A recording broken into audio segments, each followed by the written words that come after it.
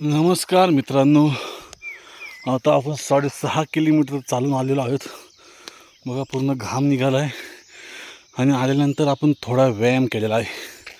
बघा आता सगळं वल्लं झालो आहे, माझं शर्ट वल्लं झाले.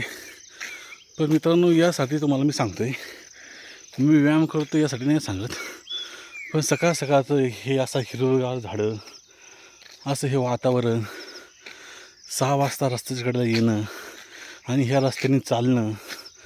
बघा एकही गाडी जात नाही माझ्या मागून, कोणाचा हॉर्न नाही, कोणाचं काही वादाचा प्रश्न नाही.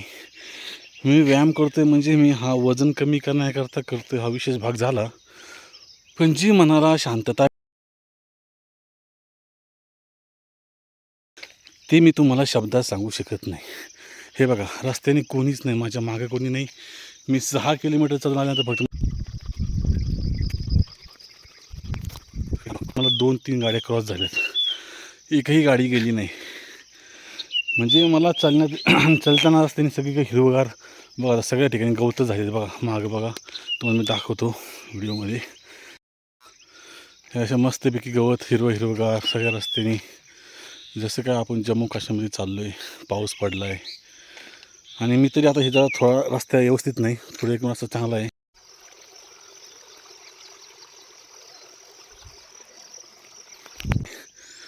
त्या ठिकाणी मी थांबलो नाही.